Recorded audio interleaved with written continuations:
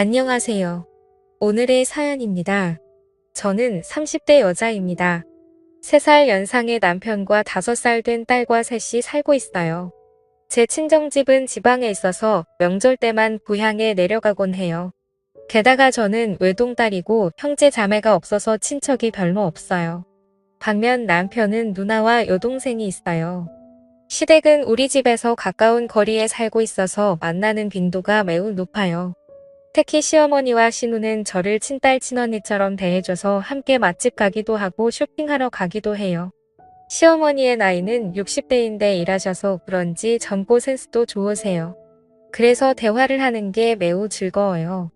언젠가는 제가 입은 옷이 마음에 든다며 똑같은 옷을 사서 입어도 괜찮냐고 하시는데 그러시면서 제 옷도 함께 사주시는 센스까지 보여주세요. 저도 이렇게 예쁘게 늙어가고 싶다는 생각이 들게 하세요. 전업주부인 형님은 자녀가 3명이에요.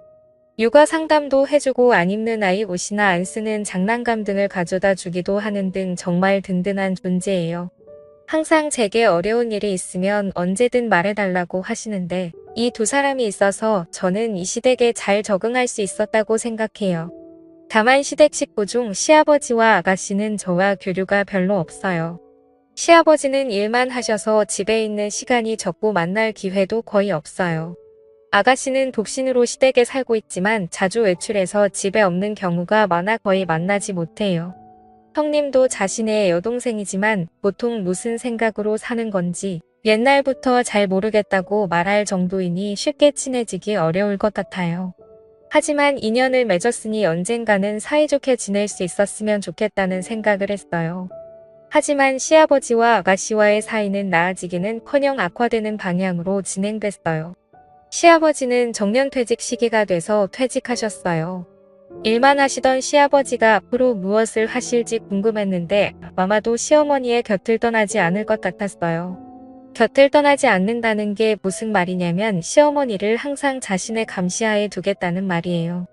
아침에도 시어머니와 같은 시간에 일어나 아침을 준비하는 걸 지켜보고 청소나 빨래 등도 일일이 시어머니를 따라다니며 지켜본다고 했어요. 특별히 간섭하는 건 아니지만 계속 따라다니니까 집안일 하기 힘들다고 했어요. 그리고 시아버지는 매일 시어머니의 직장까지 함께 가서 퇴근 시간에 꼭 데리러 온다고도 했고요.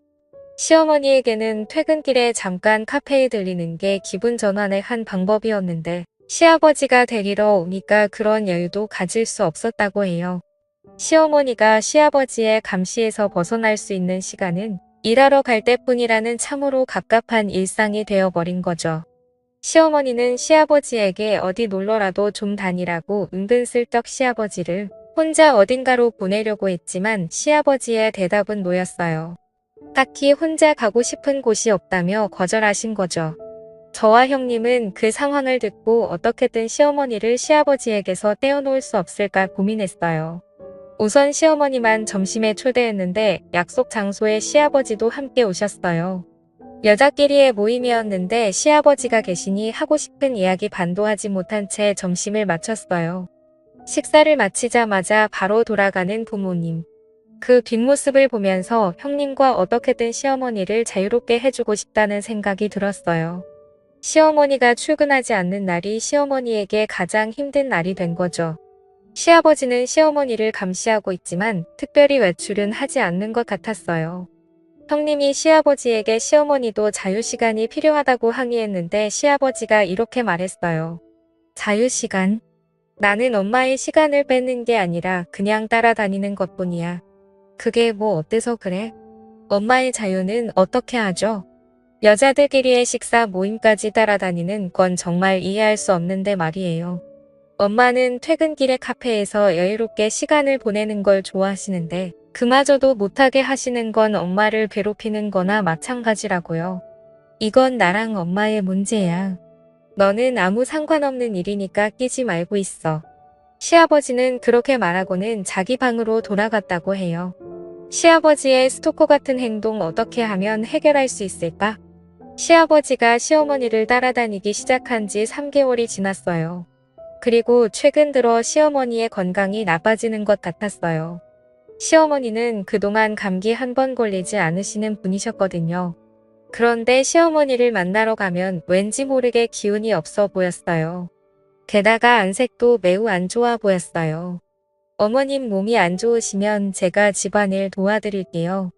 라고 말했는데 시어머니가 대답하기도 전에 시아버지가 며느라 이 집의 집안일은 이 사람이 하기로 돼 있어.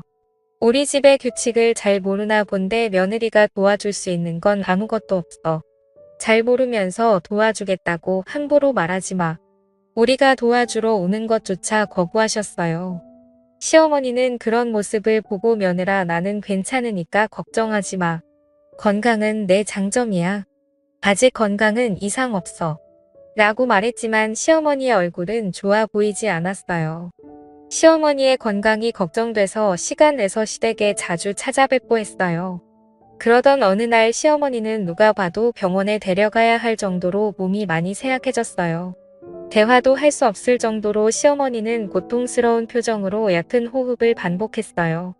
이건 당장 병원에 가야 한다고 생각했고 저는 즉시 구급차를 불렀어요. 10분 정도 후에 구급차가 도착했어요. 그런데 시아버지가 구급대원들을 돌려보내려고 하는 거예요. 우리 집에는 아픈 사람이 없다며 빨리 돌아가라고 구급대원들을 다그치는 거죠. 저는 시아버지가 도대체 왜 이러는 거지? 이렇게 고통스러워하는 시어머니가 있는데 저는 시아버지를 무시하고 구급대원들에게 시어머니를 이송해달라고 부탁했어요. 시아버지는 끝까지 병원은 무슨 병원이냐며 소리를 치어서 제가 구급차에 동승했어요. 병원에 도착하자마자 남편에게 연락했어요. 남편은 형님과 아가씨에게 연락을 했고요. 형님은 곧장 병원으로 오겠다고 했다는데 아가씨는 연락이 되지 않는다고 했어요. 구급차에 실려갔다는 메시지를 봤으면 연락 한 통이라도 하는 게 정상이라고 생각하는데 말이죠. 제가 아가씨에 대해 이상하게 느끼고 있을 때 남편과 형님이 병원에 도착했어요. 시어머니는 곧장 수술실로 들어갔어요. 셋이서 기약 없이 수술실 앞을 기다렸는데 수술실 문이 열리고 담당 의사가 나오더니 시어머니가 수술 중에 안타깝게 돌아가셨다는 이야기를 했어요. 우리는 너무 놀랐어요. 그때 시아버지와 아가씨가 나타났어요.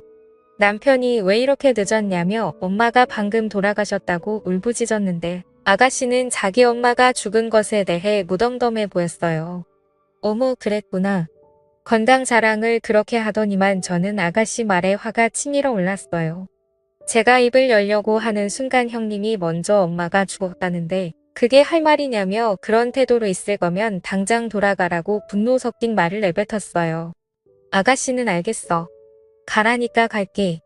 이런 분위기 속에 나도 계속 있기 싫어. 라고 말하고 돌아갔어요. 시아버지는 이렇게 될 줄 알았는지 돌아가는 아가씨를 따라 함께 사라졌어요. 남은 우리는 다시는 저 사람들과 엮이지 말자고 다 같이 고개를 끄덕였어요. 장례식은 많은 사람들의 배움을 받으며 무사히 끝났어요. 시아버지와 아가씨가 종은객을 맞이할 때는 뭔가 매우 불쾌했어요. 얼마 후 시어머니의 유품을 정리하기 시작했어요.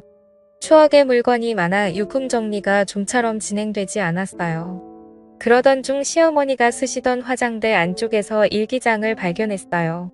안 좋은 생각이 들면서도 호기심의 일기를 읽어봤어요. 처음엔 아직 시아버지가 은퇴하기 전 저와 형님과 함께 나갔던 추억이 즐거운 어조로 적혀 있었어요. 그 후 시아버지가 은퇴한 후에는 그래서도 힘든 분위기가 느껴졌어요. 혼자 행동하는 것을 용납하지 않는다. 딸을 만나러 갈 때만큼은 혼자 가도록 좀 해주지. 라는 등의 시아버지에 대한 불만이 적혀 있었어요. 그리고 돌아가시기 한 달 전쯤의 일기에는 요즘 컨디션이 좋지 않다. 내 몸에 이상이 있는 것 같은데 병원에 못 가게 한다. 이대로 쓰러지면 어떻게 될까? 라는 불안한 내용이 많이 적혀 있었어요. 그리고 가장 중요한 건 돌아가시기 전날의 일기에 적혀 있었어요. 그것은 너무 충격적인 내용이었어요. 저는 바로 남편과 형님에게 전화해서 시어머니의 일기 내용을 들려줬어요. 그러자 남편은 곧바로 경찰에 연락을 취했어요. 경찰이 도착할 때까지 일기를 지켜야겠기 때문에 저는 일기를 품에 안고 지키고 있었어요. 경찰이 도착할 때까지 저는 불안에 떨었고 10분 후에 도착한 경찰관에게 몰래 현관에서 시어머니의 일기를 보여주었어요. 읽어 내려가는 경찰관 드디어 마지막 페이지가 나오자 경찰관은 얼굴을 찡그리며 약간 떨고 있는 것처럼 보였어요. 그 이유는 다른 방에서 유품 정리를 하고 있던 시아버지와 아가씨에게 경찰관이 다가갔고 두 사람은 처음엔 놀란 표정을 지었지만 경찰이 여긴 무슨 일이냐며 화를 냈어요. 경찰관은 시아버지와 아가씨에게 이야기했어요. 이 얘기의 마지막에 두 분이 지난 한 달 동안 식사에 독극물을 넣었다고 적혀 있네요. 이게 사실인가요? 그럴 리가 없잖아요. 우리가 어떻게 독을 넣었다는 거예요? 라고 아가씨가 반박했어요. 여기에 적힌 거 보면 한 달 전부터 막내 따님이 요리하기 시작했다고 하고 돌아가신 분은 기쁘긴 한데 동시에 뭔가 좀 이상한 맛이 났다고 적혀져 있네요. 요리하면서 소량씩 독을 넣은 것 아니니까. 시아버지와 아가씨는 입을 다물었어요. 그러자 형님이 어떻게 엄마에게 독이 든 음식을 먹일 수 있냐며 들키지 않을 줄 알았냐고 다그쳤어요. 그리고 그때 여러 명과 함께 온 경찰관 중 한 명이 마당에서 농약을 발견한 거예요. 독약이 이거일지도 모르겠다며 보여준 거죠. 그러자 시아버지와 아가씨가 당황한 표정을 지었어요.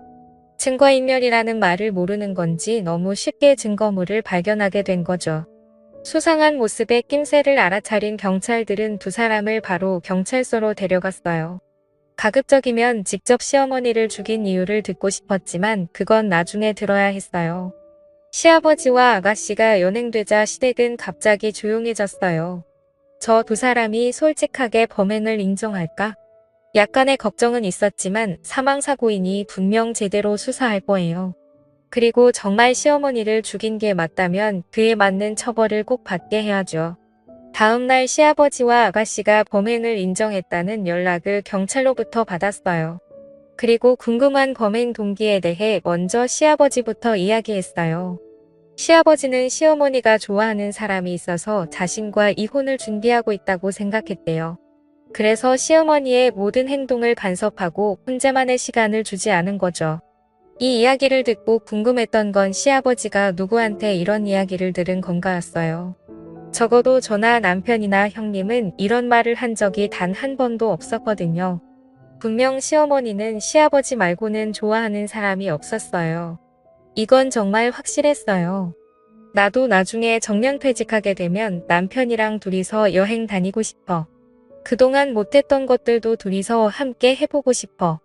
라고 수줍게 말씀하시던 모습이 아직 선명하게 기억나거든요. 이런 시어머니를 의심하다니. 그리고 아가씨의 동기는 바로 돈 때문이었어요. 아가씨는 벌이가 그렇게 많지 않았는데도 유흥에 빠져 있었나 봐요. 빚도 생겼고 그 빚을 갚지 못해 악순환되고 있었던 거죠. 그래서 시어머니에게 도와달라고 했지만 온갖 욕을 먹고 거절당했다고 해요. 그렇다면 차라리 유산이라도 빨리 받아야겠다는 무서운 생각을 하게 된 거죠. 하지만 혼자서는 할 수 없다고 생각해서 시아버지를 이용하는 방법을 생각해낸 거예요. 즉 시아버지에게 시어머니가 좋아하는 사람이 있다는 거짓말을 한 게 아가씨였던 거죠. 시아버지는 또 그 거짓말에 순순히 속아 넘어간 거고요. 결국 모든 원흉은 아가씨였던 게 밝혀졌어요. 시아버지는 자신의 짧은 생각으로 이런 일이 생겼다며 울면서 후회한다고 했어요. 만약 시어머니를 정말 잘 아는 사람이었다면 절대 그럴 사람이 아니라는 것쯤은 너무나 쉽게 알 수 있었을 텐데 바보같이 아가씨 말만 믿다니. 시어머니가 평생 좋아했던 사람은 시아버지뿐이었는데 너무 슬프네요. 아가씨는 돈 때문에 아버지까지 이용했다는 점에서 더 죄가 무겁다고 해요. 사람의 마음을 이용한 건 결코 가벼운 일로 넘길 수 없으니까요.